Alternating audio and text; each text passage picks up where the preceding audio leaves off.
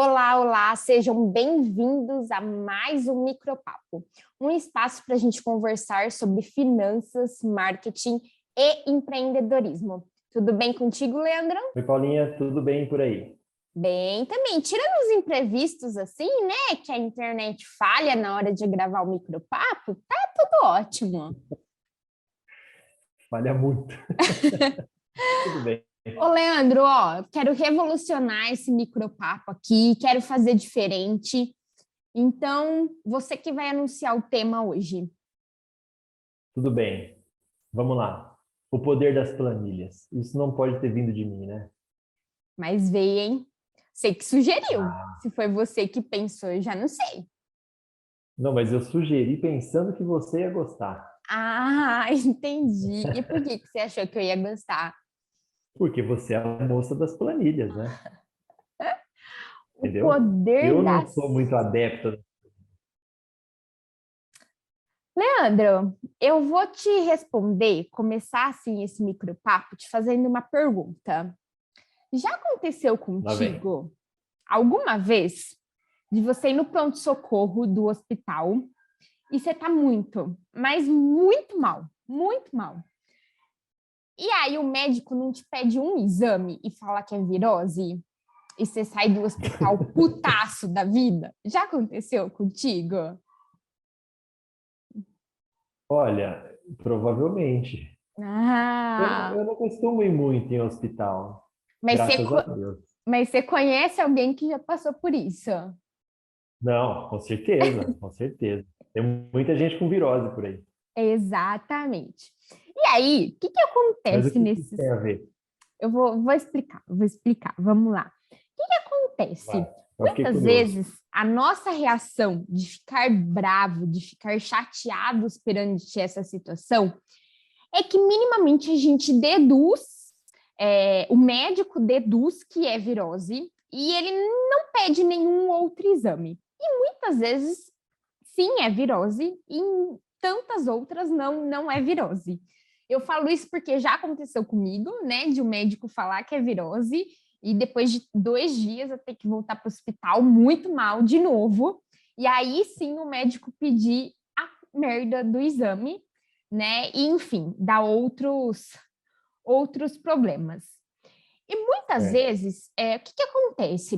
O exame, ele é para o médico o que a planilha é para uma consultoria financeira. Então, para o médico minimamente tornar a possibilidade, né, aí do diagnóstico mais exato, mais preciso, ele precisa minimamente ser amparado por um exame, né? Porque senão o risco de diagnóstico errado aumenta em alguns casos. Por exemplo, Covid, né? O cara não pede o exame, pode ser uma gripe, pode ser Covid, pode ser dengue, pode ser, enfim, qualquer coisa. não vou nem falar um palavrão aqui. E, e aí pode ser 500 mil coisas. Então, para o médico, né, passar um diagnóstico mais aproximado da realidade, não é que o exame ele descarta as possibilidades de erro, não é isso, mas o exame ele reduz essas possibilidades de um diagnóstico preciso. E aí, muitas vezes, eu vejo empreendedores querendo manjar dos números sem ter um exame para se basear. E aí ele acha que o problema dele é porque vende pouco, ele acha que o problema dele é porque as saídas são descasadas das entradas, ele acha que o problema pode ser o Prolabore e fica num monte de acho. Eu acho isso, eu acho aquilo. Quando o cara acha, porque na maioria das vezes ele nem sabe o que achar, né? É, Então, quando a gente pensa num fluxo de caixa, o fluxo de caixa, por exemplo, é justamente esse exame que o médico precisa para fazer uma avaliação adequada. Então, quando eu falo em consultoria financeira, eu preciso ter alguma coisa para olhar e falar assim: olha, o problema está nessa direção, o problema está nessa. Olha, o seu Prolabore está correspondendo a 50% do faturamento da empresa. E eu já peguei isso, hein? Do cara achar de o cara achar que o faturamento dele era 2.500 e o faturamento ser... desculpa, do cara achar que o Prolabore dele era 2.500 e o Prolabore dele ser 50% do faturamento da empresa. E assim, ter um desfalque total. Mas ele achava uma coisa. Na hora que foi e não, vamos começar a fazer um fluxo de caixa então, porque ele não fazia. Começou a fazer o fluxo de caixa, o resultado foi outro, né? Entendi. Então, assim, tá, os seus problemas maiores são nas despesas fixas. Então, as despesas fixas são muito altas para o seu modelo de negócio. Não, olha, os meus problemas estão na dívidas. Eu percebi que tem muita coisa que não é do meu operacional. Então, por exemplo, eu faço muito antecipação de recebimentos, eu pago juros por conta disso. Isso não deixa de ser uma dívida, né? Então, esse pagamento de juros, que não está associado aí ao funcionamento da empresa, é uma dívida e aí está comprometendo o lucro. Não, olha, precificação, eu errei total, porque eu achava que meus custos e despesas eram e quando eu fui fazer o fluxo de caixa, de fato, o fluxo de caixa me mostrou que não, no dia a dia tem muito mais saídas do que eu estava prevendo. Então, o fluxo de caixa, ele é um exame. E sem essa ferramenta, né, tão importante, fica difícil a gente achar alguma coisa. Tudo que a gente acha vai ser na base do e se. E aí, até assim, o tema, né, é planilha, né? Então, o poder da planilha. Eu não acredito que realmente a planilha tenha poder, tá? Eu acho que o que tá o poder é justamente o que a planilha mostra, né? Então, o que ela apresenta para a gente analisar. Então, não necessariamente precisa ser uma planilha. Pode ser, por exemplo, um software de gestão, né, de administração, que te ajude a enxergar esses números. Mas eu gostaria até de aproveitar e responder uma dúvida que eu recebi recentemente sobre o fluxo de caixa no caderninho. Pô, Ana, eu não gosto de planilha, né? Não tenho dinheiro para pagar software. O caderninho, ele é uma boa opção? E eu preciso ser bem realista, gente. Não para negócios, tá? Ele pode ser um bom começo? Sim, pode ser um bom começo para você conseguir levantar algumas coisas. O problema é que a gente não pode pensar no fluxo de caixa somente do passado, né? Então, assim, ó, gastei isso, recebi isso, vou lá no caderninho e anoto. O fluxo de caixa, ele vai muito além disso. O fluxo de caixa é um planejamento do que ainda vai vir. Então, você imagina se Uma previsão. Uma previsão, exatamente. Então, imagina que você acha que lá daqui 30 dias, né, passou uma compra do cartão de crédito e você acredita que daqui 30 dias vai vir 3 mil reais. Aí você vai lá e anota 3 mil reais daqui 30 dias. Só que aí, por algum motivo, o cliente cancelou a compra depois de 5 dias. E aí o cliente cancelou a compra e aí você não vai mais receber 3 mil, você vai receber 1.500, ele cancelou só metade. Aí você vai lá no caderninho e você risca, 1.500. E aí 1.500, mas aí tem mais as saídas previstas para esse mesmo dia, que são de 2.000. E aí fica 500 negativo. E aí o que era 1.000 positivo virou 500 negativo. Aí você imagina, fazer tudo isso no papelzinho, né? Tudo isso no caderninho. Então, por isso que eu acho que a planilha ela tem esse poder, tá? Porque a planilha ela é uma ferramenta econômica, né? Então, a partir do momento que você acha um modelo de planilha que seja viável para o seu negócio, você não tem aquele custo mensal que você teria, por exemplo, num software, mas você consegue ter números bons para análise, diferente do caderninho, que você vai perdendo esse controle e vai virando uma bagunça quando se trata do planejamento, né? Porque a gente precisa ter clareza que fluxo de caixa não é só passado, fluxo de caixa é o que ainda vai vir também, né? Então, a planilha, ela tem esse poder de mostrar o que vai vir se a gente, né, registrar esses números na planilha e sentar para analisar esses números, né? Porque também só jogar esses números lá na planilha e falar, tô fazendo meu fluxo de caixa. E não parar para olhar isso também não vai vai ter serventia nenhuma. Não, com certeza. E uma coisa que eu acho que é super importante não é nem na questão de colocar a... Tá travando aí? Não, né? Não, tá travando não. Ah, bom. É que você fez uma cara assim, a gente já teve Não, tanto problema aqui eu que eu tô, eu falei, tô na pronto, fé, tô aqui rezando. então tá bom. É, mas assim, acho que o que é mais importante, não é o mais importante, faz parte do processo também, a gente conseguir ter não só as informações de uma planilha, né? Falando pelo lado do marketing agora, porque você falou da área financeira, tal, que você vai colocar ali todos os números que vai dar um bom panorama do que está acontecendo. Agora, é preciso também que as pessoas, seja o empresário, o empreendedor, sei lá, ou qualquer outra pessoa que trabalhe com esses números, né? Pode ser um funcionário mesmo que está ali, né? Enfim, Cuidando. cuidando dessa parte. E então, assim, acho que é muito interessante saber como é que funciona isso para poder pegar os dados para analisar também. Porque tem muita gente também, assim, hoje em dia é muito fácil de você arrumar muitos dados, né? Igual você comentou. Você falou só do fluxo de caixa, mas se você tiver um programa, um sistema, sei lá, alguma coisa assim, que você consiga jogar mais informações que não seja simplesmente do fluxo de caixa, mas, por exemplo, histórico de compra do cliente, algumas informações a respeito do próprio cliente, né?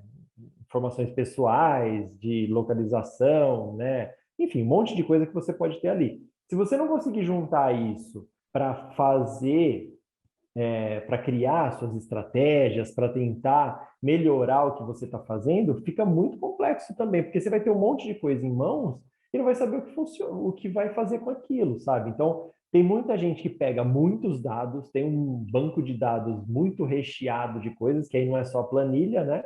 Mas aí Uhum. depois olha para tudo aquilo e fala assim, tá, e aí? O que eu faço com isso? Então, assim, é complexo, porque acho que a gente deve focar principalmente assim, nas informações principais, né, que a gente precisa ter em mãos. Claro que depois pode ir evoluindo, que você vai fazendo associações com outras informações que você tem do seu negócio, enfim, não só da parte financeira, mas de todas as outras áreas. Mas, a princípio, é legal que você tenha, igual na área financeira, igual você comentou, o fluxo de caixa ali para ver o que está entrando e está saindo, é o mínimo, né? Depois você vai ver talvez algo que vai gerar em cima da porcentagem de lucro, um monte de coisas assim que é um pouco mais complexa, e aí depois você pode pôr um produto que tem um lucro maior, outro menor, enfim, vai variando ali. Mas se não souber fazer isso, isso que eu falo é pegando essas informações para tratar essas informações, para assim, beleza, eu tenho isso aqui em mãos, e o que eu faço com isso aqui agora?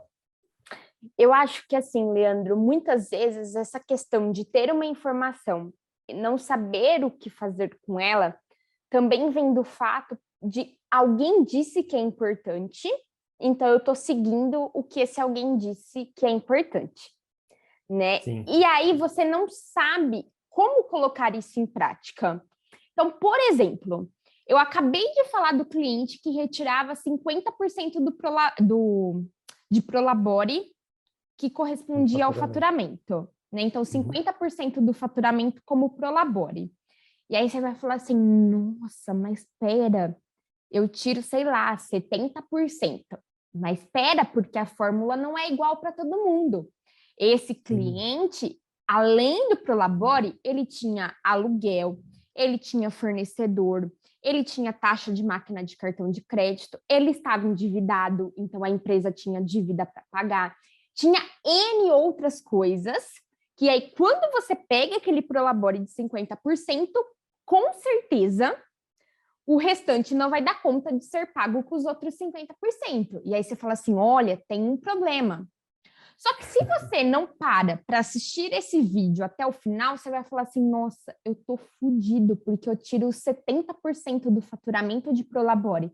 Mas talvez, se você trabalha com um serviço e aí você só tem aí, sei lá, o Zoom, né, como plataforma para atender seu cliente, e aí você investe um pouco em marketing todos os meses, investe em cursos, né, e ainda tem o lucro, talvez 70% do faturamento como Prolabore não seja algo tão ruim assim. Então, é importante a gente procurar apoio de pessoas que saibam falar para a gente o que fazer com aquelas informações que a gente tem. Então, Com no certeza. caso do financeiro, ter uma pessoa que te ajude a interpretar esses números, né? Ou especificamente assim, olha, os números da sua empresa são assim, né? É isso que você tem que se atentar. No marketing, olha, essa é a base de dados do cliente. O que você poderia ter de informação perante isso? O que pode te ajudar? Não, pelo contrário, o que está aqui só te atrapalhando? Você está tendo um trabalho desnecessário e você nunca vai usar isso, porque para o seu modelo de negócio nem faz sentido, né? Então, é essa interpretação. É muito fácil eu chegar aqui e falar assim, olha, a planilha tem um poder excelente, mas você não entendeu o poder dessa planilha para o seu negócio, no que ele vai ajudar, no que você está preenchendo informação demais, e assim em todas as áreas da empresa.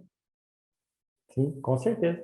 Não, e aí, assim, só para complementar, é aquela coisa de, às vezes, a gente, né, como prestador de serviço ou que é uma empresa que vende algum produto, sei lá, às vezes você vai querer saber mais sobre o seu cliente. Aí faz um formulário gigantesco, um monte de informações ali, de coisas que, o nome, a idade, onde o cara mora, que não sei o que, o telefone, o que.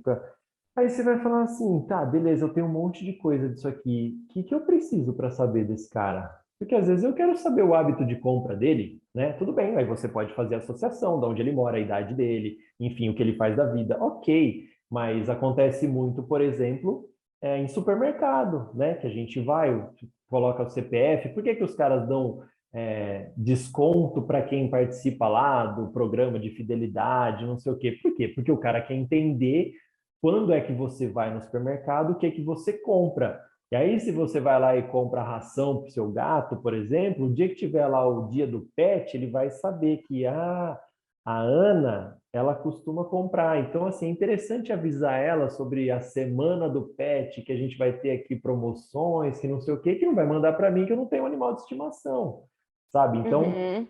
se não souber lidar com esses dados, todas essas informações, e claro, as grandes empresas têm pessoas que só fazem isso, né? Mas isso não quer dizer que você, com um pequeno negócio, não possa também tratar essas informações que são básicas, são essenciais para você entender o cara que está tipo, tá comprando ali de você, o seu produto, o seu serviço, mas que você entenda até para você melhorar o que você faz e para oferecer também coisas que ele vai gostar, o serviço que ele vai gostar, o produto que ele vai gostar, enfim.